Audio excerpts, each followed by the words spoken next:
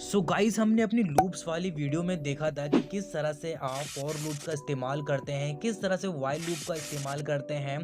तो आज हम देखेंगे फॉर लूप्स को एरे के साथ कैसे इस्तेमाल किया जाता है। और सबसे पहले हम लोग नॉर्मल फॉर लूप्स को देखेंगे। ये देखेंगे कि किस तरह से एरेज की लेंथ प्रॉपर्टीज़ का इस्तेमाल करके हम लोग फॉर लूप्स को for appropriate number of time चला सकते हैं। उसके बाद हम लोग देखेंगे कि किस तरह से आप फॉर लूप्स के वेरिएंट को एरेज को मैनिपुलेट करने के लिए, फिर एरेज के एलिमेंट्स को डिस्प्ले करने के लिए इस्तेमाल किया जा सकता है। तो ये सारी चीज़ हम देखने वाले हैं। आज हम फॉर लूप्स को एरे के साथ यूज़ करके देखेंगे, तो आपको काफ़ी मज़ा आने वाला है इस वाले लेक्चर के अंदर। तो चलिए स्टार्ट करते हैं इस वीडियो को। Let's get started.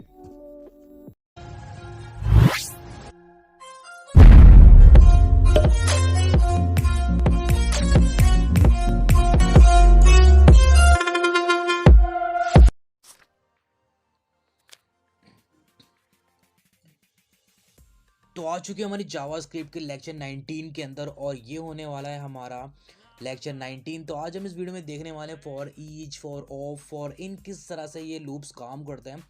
सो ये सारे लूप जो हमने बेसिकली लूप्स में पढ़े थे, आज हम इन सभी के सभी लूप्स को हम पढ़ेंगे एरेज के अंदर किस तरह से यूज़ कर सकते हैं हम सभी लूप्स को। तो उससे पहले हम चलते हैं फटाफट से अपना कंपाइलर खोलते हैं, और ये है हमारा ऑनलाइन कंपाइलर। तो इसका नाम है onecompiler.com। आप कोई सा भी कंपाइलर ले सकते हो।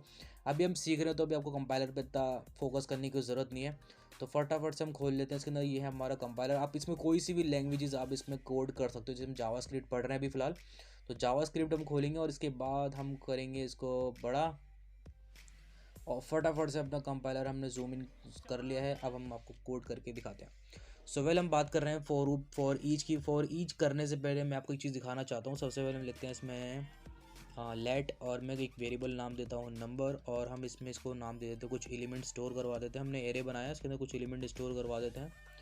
तो हमने इस तरह से एलिमेंट स्टोर करवा लिए हैं। अब मैं इसको क्या करता हूँ, एक फॉर लूप चलाता हूँ, जो मेरा लूप होगा आई से स्टार्ट, 0 से स्टार्ट होगा, और जो मेरा नंबर होगा, सॉरी, जो मेरा आई होगा वो मेरा चलेगा नम डॉट लेंथ से,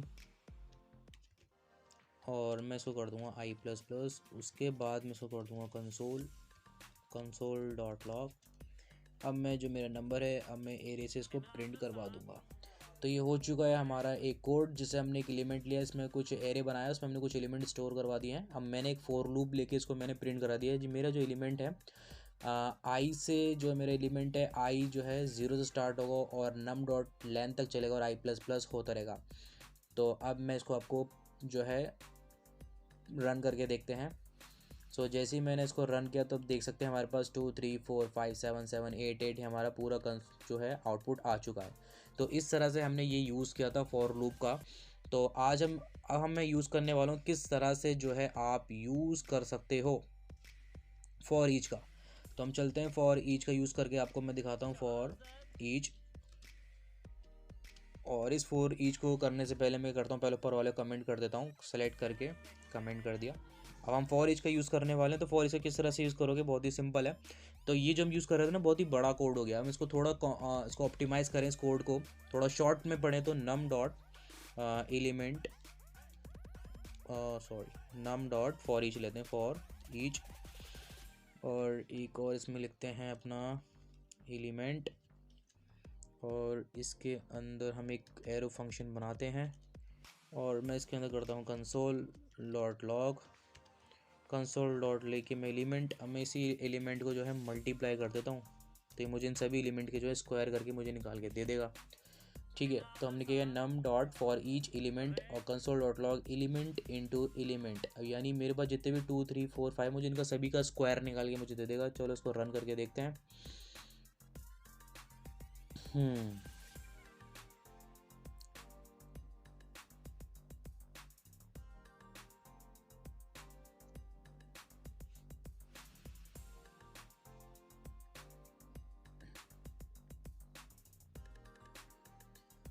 जैसे कि आप देख सकते हैं हमने नम डॉट फॉर ईच और एलिमेंट कंसोल डॉट टॉक लिख के और मैंने इसमें कुछ एलिमेंट इनटू एलिमेंट किया और जैसे ही मैंने इसको रन किया तो मेरे पास जितने भी एलिमेंट हैं इसने मुझे सभी एलिमेंट का स्क्वायर निकाल के दे दिया। जैसे कि देखते हैं 4 9 16 25 49 जैसे कि 2 का मैंने यहाँ पे लिखा था एलिमेंट, आप देख सकते हैं 2 का एलिमेंट 2 का स्क्वायर 4, 3 का 9, 4 का 16, 5 का 25। तो इसने मुझे सभी के एलिमेंट जो है स्क्वायर निकाल के दे दिया। तो एक ये तरीका है फॉर ईच एलिमेंट का यूज़ करने का तरीका है।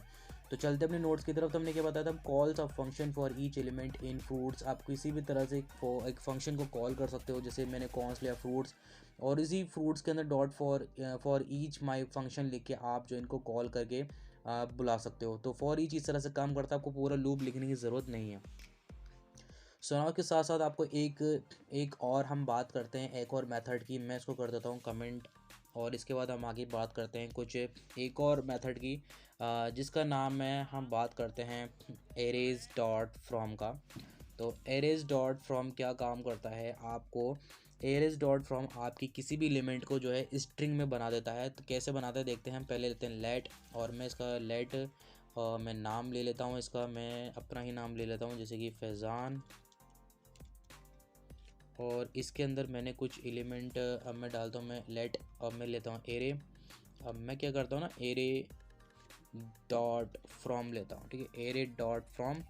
अब मैं इसमें एक एलिमेंट पास कर देता हूँ मेरा नाम और मैं कर देता हूँ कंसोल डॉट लॉग और मैं इसको देता हूँ एरे। तो मैंने क्या किया, एक लेट अपना नाम लिया, इसमें एलिमेंट मैंने स्ट्रिंग में अपना नाम लिख दिया और लेट एरेज।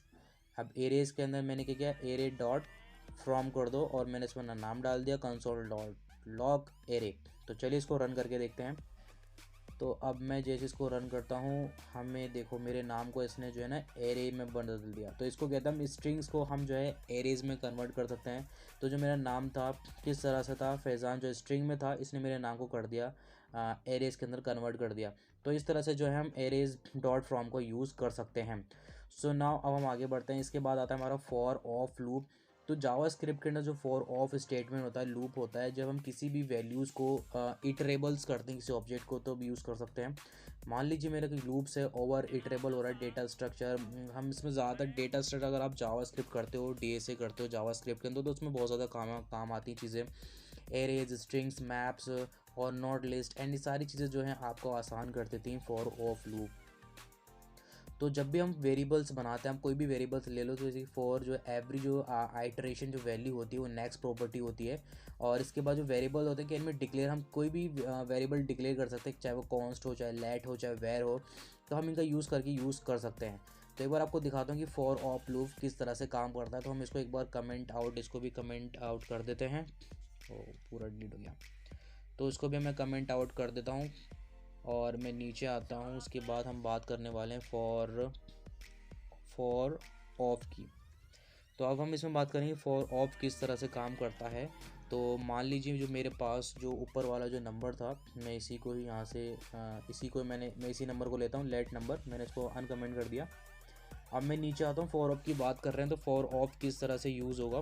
तो मान लीजिए मैंने फॉर लिखा और मैं इसमें लिखता हूँ लेट आई ऑफ नम, मैंने ये लिखा और बस मैं इसमें कंसोल कर दूंगा डॉट लॉग और मैं यहाँ कर दूंगा अपना एरे, आई पास कर देंगे इसके, ठीक है।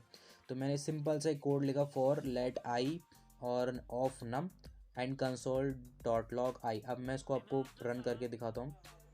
तो जैसे ही मैंने इसको रन किया तो ये मुझे सारे एलिमेंट प्रिंट करके दे देगा जो हमने पहले हमने जो पूरा का पूरा जो लूप लगाया था ना, फॉर लेट आई जो हमारा 0 से स्टार्ट होगा, फिर नंबर डॉट लेंथ तक चलेगा, फिर आई प्लस प्लस। तो हमने इतना बड़ा कोड लिखा था, उसकी जगह पे हम छोटा सा कोड लिख सकते हैं, for let I of number console dot log I. तो इस तरह से करने से हमारी जो सारे के सारे आपको एलिमेंट प्रिंट करके दे देगा। तो ये था हमारा फॉर ऑफ लूप। तो इस तरह आगे बढ़ते हैं जावा स्क्रिप्ट के अंदर। अब हम बात करते हैं फॉर इन लूप्स की। तो जावा स्क्रिप्ट में तो फॉर इन जो होता है स्टेटमेंट, लूप्स स्टेटमेंट है, इसकी प्रॉपर्टी जो है कुछ इस तरह से आप इसमें यूज़ कर सकते हो। अपना कीवर्ड दोगे, अपने यहाँ पे की दोगे, फिर इन लिखोगे, फिर आप अपना ऑब्जेक्ट का जो है अपना नाम लिखोगे। तो code block to be execute आप यहाँ पे आप एग्जाम्पल से आप समझ सकते हो किस तरह से आप इसको यूज़ कर सकते हो। सो ये था हमारा फॉर इन। आइए इसको एक बार और फॉर इन को हम देख लेते हैं किस तरह से यूज़ होता है। इसको भी हम कमेंट कर देते हैं। सो इसको हम कर देते हैं कमेंट। अब आते हैं अपने नीचे। अब हम बात करने वाले हैं इसके अंदर फॉर इन की। तो फॉर इन किस तरह से काम करता है वो चीज़ हम इसमें देखने वाले हैं। सो मान लीजिए हमने फॉर लिया, और फॉर लेने के बाद हमने लिया लेट। अब हम लेते हैं आई और एन, लेट आई इन नम, और मैं ले लेता हूँ इसके अंदर कंसोल डॉट लॉग। अब मैं इसमें प्रिंट करवा देता हूँ आई।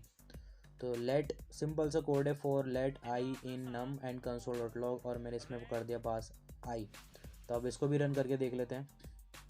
तो इसको जैसे हम रन करके देखते हैं, आपका देखिए इसने इंडेक्सिंग पूरा का पूरा इंडेक्स प्रिंट कर दिया, 0 1 2 3 4 5 6।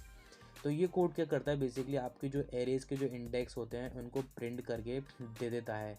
तो जो भी आपके इंडेक्सिंग होते हैं, मैंने आपको आई होप बताया हो कि किस तरह से जो भी आपकी जो इंडेक्सिंग होती है, कुछ इस टाइप की जो इंडेक्सिंग होती है एरेज के अंदर, जो 0 से स्टार्ट होती है, जो 0 1 and 2 and 3।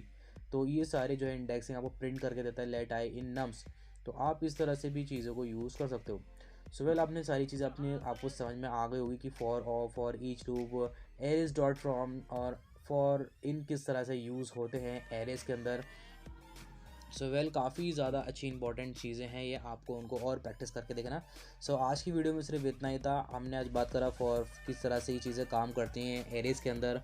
So I hope आपको सारी चीज़ें क्लियर हो गई होंगी। कोई भी डाउट हो कमेंट में ज़रूर बताना, और फिर मिलते हैं इंटरेस्टिंग वीडियो के साथ। Good bye.